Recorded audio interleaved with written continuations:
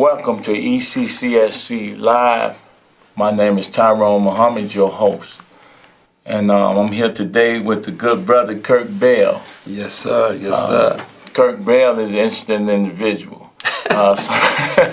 Somebody I've been in tune with for the last, how long we've known each other? About 5, 6 months, almost a year. About a year about now. And we was on his ECCSC. He brought us on his radio show, The Lord's Table. The Lord's Table, and we instantly clicked. And I thought it was necessary to have him back, or at least with us. Yes, so Kirk Bell, listen, man, thank you for coming out, my brother. Appreciate and if you like, introduce yourself to the people. Let them know who you are, what you do. Okay. And man, let's talk about some issues. Well, I'm Brother Kirk Bell. I grew up here in the city of Chicago. I pastor a church on the south side, New Light of the World. Also, I'm entrepreneur, running construction business, also a home warranty company. So I'm really interested in building our people and building our communities. And when I had an opportunity to meet Brother Muhammad, I knew he was like you said, it was like an interesting brother. So I appreciate, God allowing us to come together. And I've been watching him and your vision and your tenacity, brother, yes, sir, to bring change to the community. Sometimes when you see people, you don't really think it's serious, but it get to a point where you realize that they are serious about what they're doing. And I noticed that watching you, I said, this brother's serious. This brother's about taking care of the business and about making change. So that's one of the things that connected us. And I've been, following you and watching the things that you've been doing and seeing, well, how can we come together and what can we do to make what you're doing even better, so. Well, me, myself, I probably belong to 10 to 15 organizations. Okay. And just being able to collaborate with other organizations is what's going to allow us to fix the ills in our communities, man. Okay. We're the only people, in my view, that's in the condition that we're in. Yes, sir. There's no other people, as far as I'm concerned, on earth is in the condition of the American Negro or African American or whatever name they want to, connotation they want to put on who we are. And we have so many black men, African American, Asiatic. We still searching for an identity, Brother Kirk. Exactly. We searching for an identity, and it's even worse when you are tagged with an X on your back. Okay. So as ECCSC understands that as ex-cons, being black men, having issues and ills before we went in prison, and then have to come out to the same issues and ills that's systemic in the communities. And even it's worse.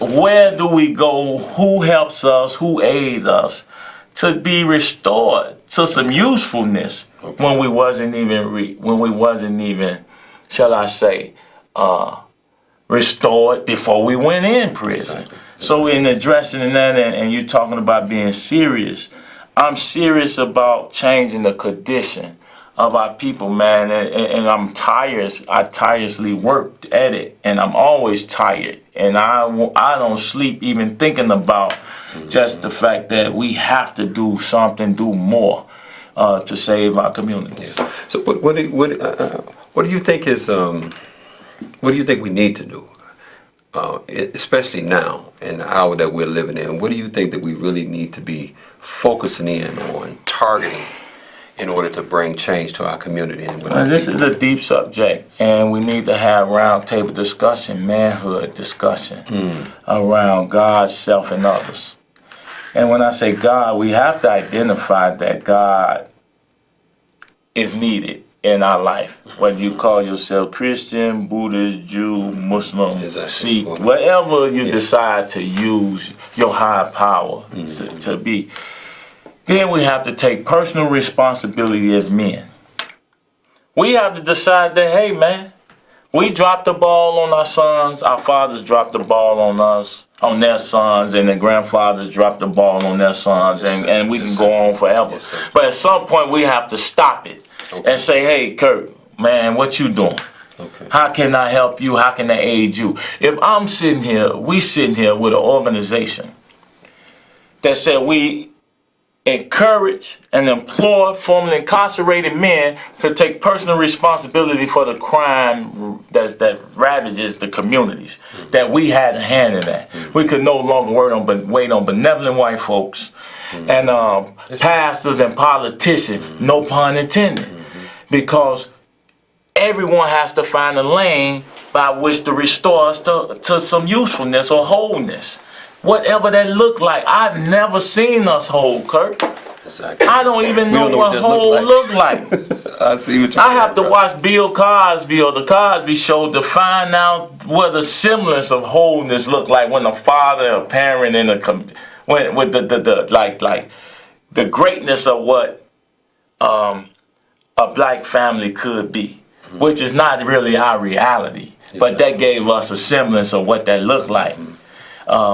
I don't know, bro. I just think it's gonna take all of us. And it's gonna be some tragedies and it's gonna be some pain, but it's gonna be some joy in the middle of that too, as we start developing these young men because we have to go after these young brothers. I think a lot of us are so gone and so self-centered and caught up in our own activities that we've dropped the ball so far that Reaching back is gonna be a great task. Yeah. Being a pastor and I come up in the Church of God in Christ, I think 7 years in the Baptist organization. And I think in my time in these organizations, I've been trained what not to do. Yes, sir. Because what I was being shown wasn't working. Cause I know you bumped heads based on your act, how you move and what you would actually call a spade a spade. Exactly. So once I got a revelation of me coming into what we call a church building and seeing the different functions of the church, but after service was over, I still had to go back to 3651 Federal. Wow. And I noticed that what was happening in the church wasn't happening in my community. Yeah, I felt I was safe when I left the neighborhood, but I had to come back to that same neighborhood, and I started feeling like, why can't the people in my community experience what I'm experiencing? Yeah. And I had to make some harsh decisions, whether to continue to be with the organization or make the move and say, listen, I'm going back to the streets and start helping my brothers and sisters. And because I made that decision to go back and start reaching, and I reminded of a scripture where Jesus said, when I was hungry, you didn't feed me. When I was naked, you didn't clothe me. When I was outdoors, you didn't take me in. He said, when I was in prison, you visited me not. And somebody said, well, when did we see you? He said, if you did it unto the least of them, you do it also you're doing unto it to me. So that kind of pushed me outside of the doors. And I knew when I started making those decisions to go outside of the norm and began to operate in the streets and then dealing with people, because for over 20 years, I was a counselor at 26 in California, every Friday, every Sunday, for 20 years. A counselor. Going in and out, starting in Division 9, over to Division 5, then over to 11, then to boot camp. What did that feel like? When you say counselor, I know I've been in the county, so I understood how some of the counselors work. What was you able to implement that was different from the models that I've seen other counselors? Because a lot of them they wasn't interested in really getting at the mindset of these young brothers, opposed to just doing a service to go home, get a check and a pension, and it's over with. Exactly. I think when I started going into the prison system, it was by accident. But once I got there, I knew I was needed there. And some people say, well, did you get paid for this? No, I didn't get paid for it, because I knew that the benefits of me reaching another young brother superseded anything money. Money wasn't even in the picture. And then I started developing relationships with a lot of the brothers who was incarcerated down through the years, and what really provoked me to get up and even do it even more is that one day one of the brothers said, Brother Bell, what you said to me, it got me through this. And that stuck with me. And that pushed me every Friday, every Sunday to go into the prisons and begin to reach out and at least bring a message of hope. Brother, you ain't got to stay in this condition. And what helped these brothers to tune into what I was saying is because I was just like them. I was just like them. I know how it is to be abused by this system to the point that your hope and everything else just goes out the window until something happened to me. And I was approached by some police officers that did some crazy stuff that threw my whole career out. My whole career was out of whack. And I went through some things. But then sitting on the porch one day, God said, listen, I didn't tell you to go get a job. I told you to create them. That's right. And then I started reaching out to other brothers who were incarcerated. And when they come out, listen, come talk to me. Let's get you some training. Let's show you how to do that. And that was in construction? That was in construction. So and even today, I still do that even now. I'm constantly reaching out, building my brothers, trying to help them. Listen, we have to get around all these things that people were saying, you can't do it. But I stepped away from all that and started doing things the way God began to give me the vision and the wisdom to do it. So people say, how do you learn electrical and plumbing and all? I never went to school for none of the stuff that I do. It's a gift. So God said, listen, I've given you the tools. It's already in you. So you never went to school? I've never went to school for what I know. It's How did you learn though? Watching others? Well, I think one of the things that God helped me with, he put some brothers around me that wasn't religious. He put some brothers, even though they were in church, they wasn't religious. They saw my struggles. They said, hey, Brother Bell, come on, go with us, man. We're going to show you how to do this, put an outlet, how to put a switch in. So that as I began to practice it and began to do it, I got good at it. Now, them same brothers are calling me, Brother Bell, we need your help. Because they spent the time to come see about me. And I feel that I'm obligated to go see what's wrong with my other brothers out here who are going through things. See, that's one of the things that I always say as it relates to how you treat the least of these. So the judgments, the criticism that happens as a result of people falling in dire straits. You have a church on every corner, Brother Bell. You do. And I don't see that presence. You have even mosque in the city. I don't see that presence in the communities, in the streets. Yet, these doors are still open to these institutions. They still in a position to get tax breaks and credit. Exactly. But my question would be, if I'm giving somebody funding, I would like to see how do this funding best serve the people that you claim to serve. In the community. What's the report card if I ask you on the church? In general. I just got to keep it 100 with you, brother. I see a lot. There's a lot of resources that are coming into the church that you don't see on the streets. Don't see on the streets. And one of the things that I've done with my organization, we pulled our organization out of the 501c3. We did that because we did not want the government to be able to come in and say, this is what you're going to speak, this is what you're going to talk about, and you can control what we're doing when we're trying to help our people. Exactly. And because I was in the Church of God in Christ for years, so when I pulled out the organization, everybody said, man, what you doing? You're not going to be able to make it without us. But we've been doing just fine without their help because the tools, he said, I give seed to the sower. So God is giving us the seed, and we are sowing the seed.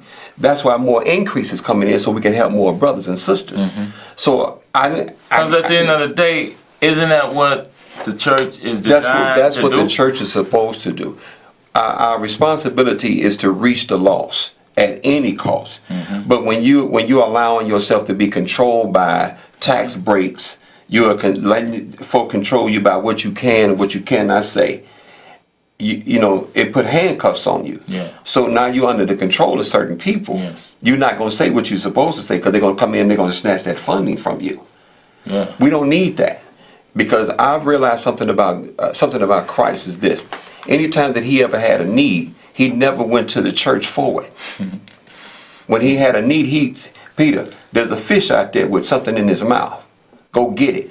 He never went to the church for anything. That's right. So in order for us He to found it from amongst the disciples, the people. The people had it. So if we get out there and start doing the things that God has told us to do, the resources from the kingdom of God is always there. But if we're allowing ourselves to be dictated and controlled by, I'm going to give you a tax break, I'm going to help you do this. No, we can't. One thing about Christ, he was radical. No doubt He about was it. a general. Yes, sir. And he was willing to die for And what he they believed carry in. swords. And they then carry. it Peter wasn't put the just sword up. It wasn't just about the book. It wasn't just If about he's the a book. If he's the book, Come on, if brother. Jesus the book, well, he didn't need a book.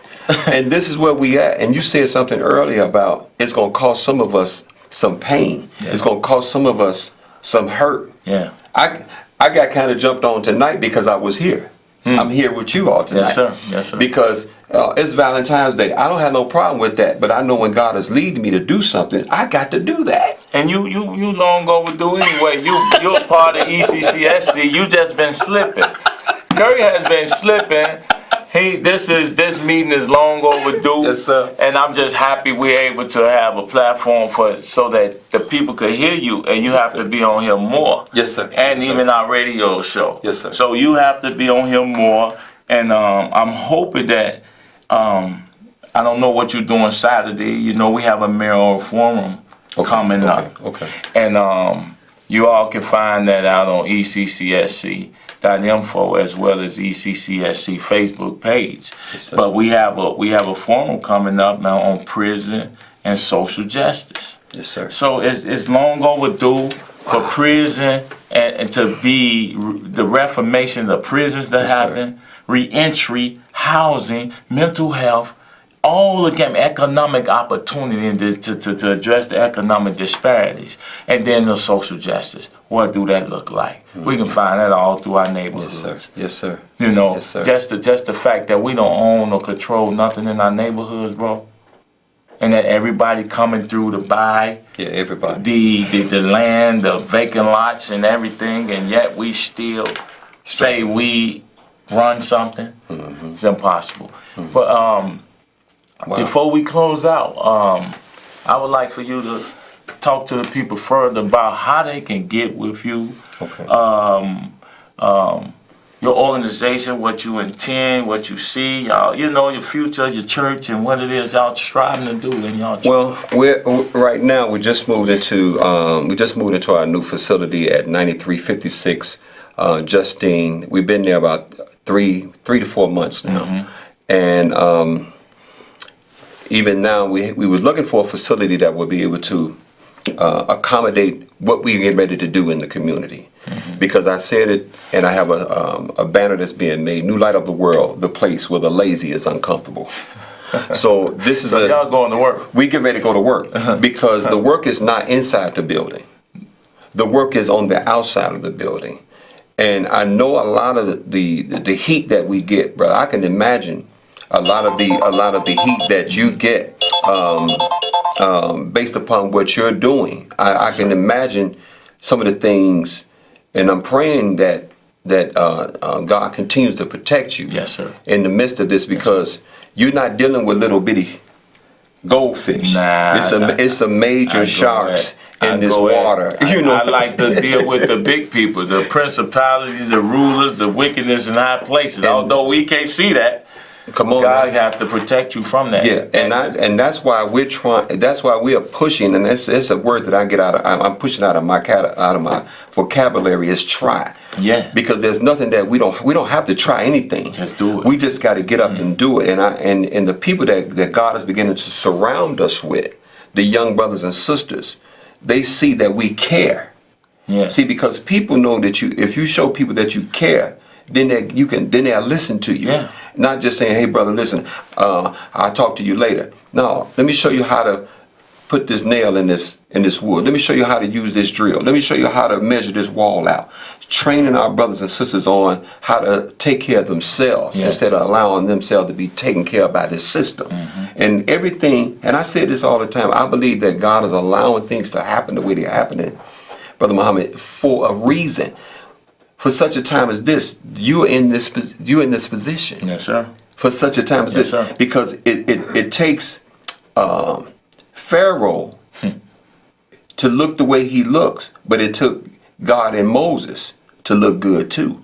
So despite what the enemy is doing, God is raising us up to begin to make a change, not just with words, but with actions. It's time for a new order. Yes, sir. When you say new world order, it's not just talking about uniting currency, uniting country. It's a new world order in our midst. We at war. Yes, sir. We're at war against manhood. We're at war against spirituality. Our women are at war because identity politics and what that look like. You got a Me Too movement going on where a person don't even know how to say a kind word to somebody. So it like put handcuffs on you. Society put handcuffs on you. And just because I do not want to see my sons feminized, you get a stigma even for that. Because now you got the power of the LGBTQI community, don't know how to differentiate what a man is doing versus discrimination towards what they believe in their issues and what it is that they choose to do with them, with their lives. Yes, that's not the issue. Yes, because the problem is you have no identity in these communities. Boys don't know how to be boys. Girls don't know how to be girls. And mother, fathers, auntie, grand don't care about either one. So at some point, there has to be a balance, bro. And I think we're bumping up against that. Okay. People are so used to doing the same things. Pastors, politicians, and businessmen are used to exploiting the ignorance of the people. That's right. That's right. And now as soon as you wake up and you buck against that system that people has been so rocked to see accustomed and placate to, then you become a problem. Actually, you become Jesus. Actually, you become a Christ, because that's radical. That's not normal. Okay. So give me your view and idea on that, about what you see, and just the whole political correctness of it all. You know, we got a lot of work to do, brother. And I see it every day. Because I have a son, I have daughters. And when I look at the future, if I don't do what God told me to do, their future is in trouble. Because this system that's in place to keep us down. But God said something to me a few days ago that was kind of interesting. He said to me, "So you think the white man is stronger than me?" You think? Hold that thought.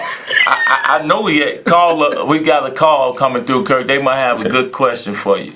Come on, caller. Kirk would like to hear your question or response.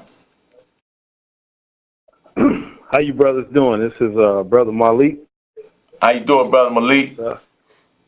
Man, I'm doing pretty good, man. It's good to see you brothers working together. No doubt. Christians and Muslims. Y'all see that? Ain't no doubt about it, man.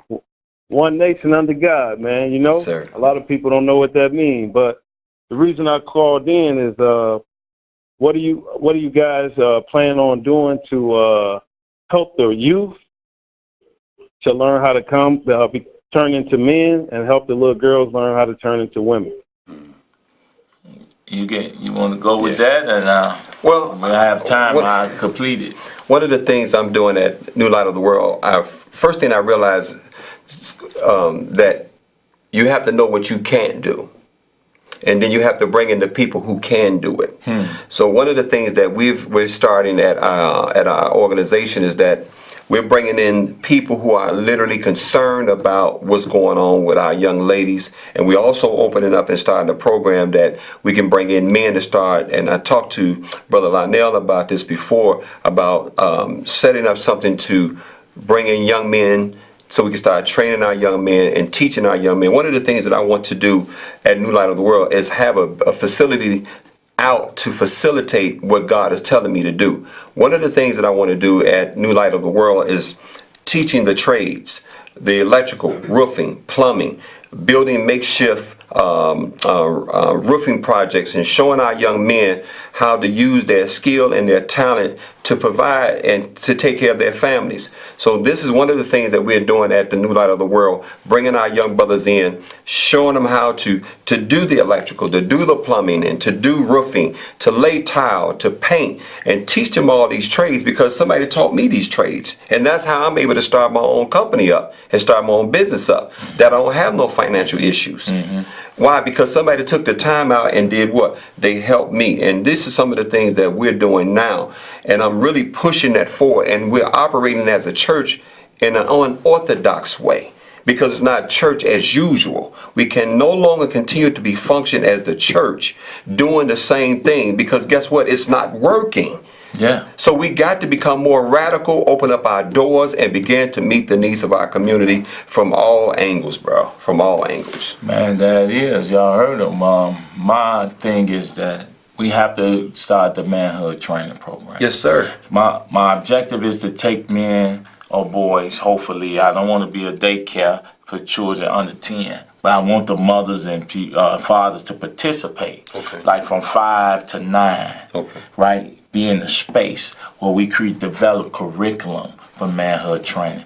Then from 10 to 13, then from group, section them off based on their growth and attitude. From 14 to 18, and from 18 to 24. Or 5, depending on, the maturity level of these individuals. So we have to start bringing that stuff, honing that in, and becoming the men that women feel like they can send their child to help get guidance and instruction without the hanky-panky and the goofiness that goes on with that. So we want to be a moral beacon of what it is to interact with these young men and keep it above board, as well as develop a team of women that can also address women issues, because we shouldn't be doing that. Exactly. Especially in the landscape. So with that being said, continue to tune into ECCSC Live, and I would like for you all to contact us. That's the information right there. Continue to reach out, continue to support, send us any information that you have that's relevant and that can help us do our job better and can guide us towards what it is that we're trying to do to serve the community.